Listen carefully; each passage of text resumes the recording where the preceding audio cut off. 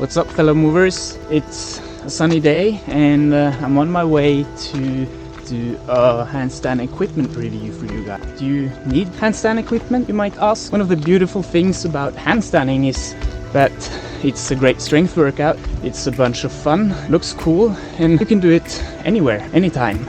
So do you really need any equipment? Let's find out.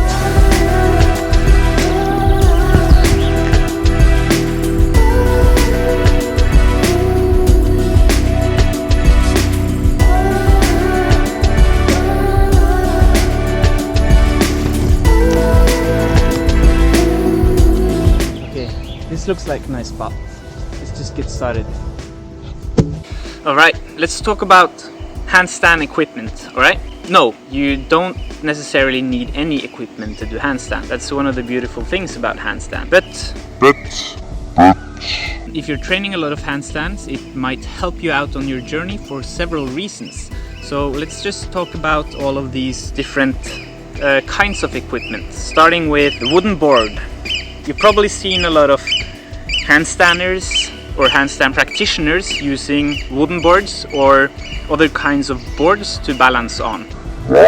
Maybe two reasons to use a wooden board. It is when you are practicing in a place with soft ground, you need a stable surface to handstand on. Because when the ground is soft, it means that your fingers sink into the ground, and this is not helping you with balance. So you need to balance on a hard ground in order to get the sensory feedback that you need in order to balance a handstand.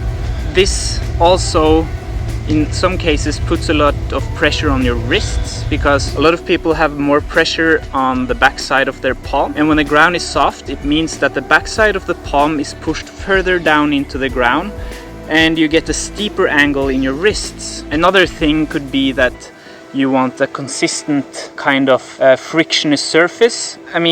I rather use a wooden board on my living room floor because it's super slippery and my hands are kind of sweaty. So this is why you would use a wooden board, and it's nice and portable. So in this case I brought it to the park so that I could do my handstands even though the ground here is super soft.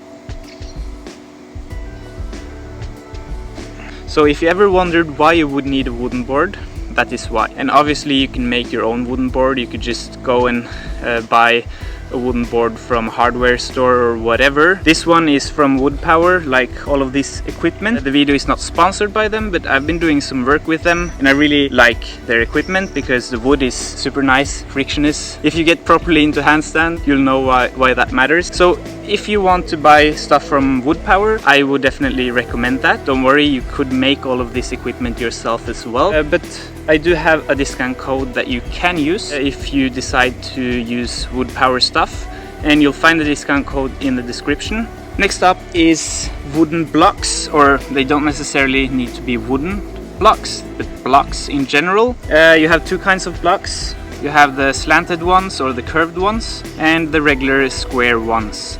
So the reason you want to use blocks is it can redistribute the weight on your wrists. It's a bit different from doing handstands on the floor. So by using some variation in your training, you can spare your wrists a little bit. And the other thing is that you use your hands differently. Some people enjoy using blocks more, especially for one-arm handstands. Others prefer using the floor. It's a very subjective manner. When using the blocks, you kind of grip the blocks, but you could also learn to not grip them, then learn how to use the base of your palm, the middle of your palm to balance, and not your fingers. And this can be very beneficial to develop an efficient handstand where you're not straining your forearms too much. So you're basically practicing on using the palm of your hand to balance and correct rather than your fingers.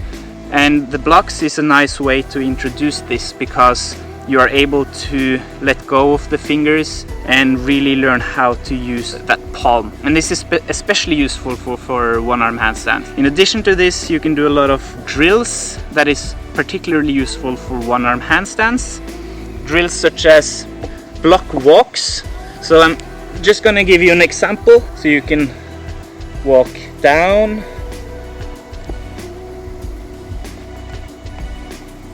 and you can walk up again. and over, or you can do several kinds of combinations of this. When doing this, you're really emphasizing the shoulder push and learning to push out in your shoulder when you're practicing one-arm handstands. If you want to learn to handstand on canes, I'm going to show you a random video of me doing some stuff on handstand canes. It's a smart thing to learn how to balance on blocks first, because canes are basically blocks on sticks. You also have these curved ones. Some cases you have just slanted ones, but the curved ones will serve the same purpose. And the only purpose of this is to spare your wrists. Now if you look from the side, you can see that my forearm is 90 degrees on the floor, but my wrist is not 90 degrees on the forearm. So we don't need as steep angle in the wrists compared to floor or regular blocks. So these are very useful if you are struggling with wrist pain and still want to practice. So you sort of deload your wrists, but you should not get too used to it.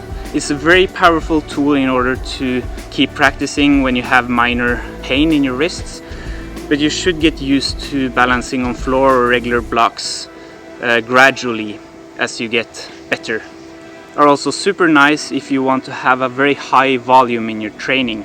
So let's say that in some of your workouts you use these to lessen the pressure on your wrists, and in other workouts you use the floor or regular blocks or parallettes, which I will talk about, so that you get different loads on your wrists and don't get the same repetitive load over and over again. So if you're training handstands every day, perhaps in some exercises or on some days you could change up your grip for a slanted or curved block, just to spare your wrists in the long run. We have the well-known Parallettes. These are very nice. So you have different kinds. You have taller ones, you have shorter ones.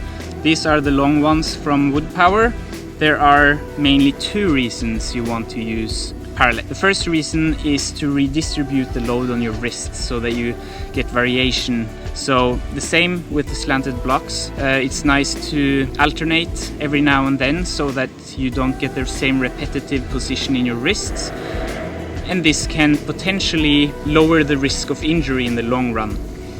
It can also be useful if you already have wrist pain from floor handstands, for example, and you might actually be able to do handstands on Parallettes because you have a totally different distribution of pressure on your wrists. So you can see in this case I have a grip like this, so my wrist is not bent 90 degrees in this direction, but you have a more bend in this direction. So you will have more pressure on the front of your wrist here, or on the side of your wrist. That is the main reason I think you should be using Parallettes, but they also have another function. If you want to learn how to do handstands on parallel bars, like tall ones, in that case you want to learn it on the low ones first, so that you don't fall and die when you try on the high ones. In addition to this, some exercises, for example the planche, can feel a bit easier on Parallettes compared to the floor because you have a firmer grip. Some people enjoy doing handstand push-ups on them rather than the floor as well, but that's, I guess, a bit subjective. It's also nice for variation in your training. I really enjoy variation so that you don't get bored. You obviously have the handstand canes. I have a pair of canes at home, but I didn't want to bring them all the way here to the park. Especially one-arm handstands are actually a bit easier on the cane because you make your arm longer and you get to utilize your shoulder more when you're balancing. Instead of just balancing with your hands and your elbows, you have a stick here, so you get to balance with your shoulder and your arms like this, because most of the handstand canes out there are very wobbly, and they're supposed to be. So that was more or less all of the handstand equipment you can consider. Some of which you should consider, especially if you're handstanding a lot. I also have a YouTube video on wrist injuries in particular, which I will link down in the description, so check this out, where I share some ideas on how you can minimize the risk of injury, how you can train with injuries, and how you can train away injuries. I hope you enjoyed this short, I'm not sure, it's not really a tutorial or a review, it's more like an introduction to handstand equipment, and I'm getting crazy from all these mosquitoes, so I better wrap this up. Thank you for watching. Remember to subscribe and comment if you have any experience with equipment. If you agree with me, disagree with me, I'll try and answer, and see you guys next time.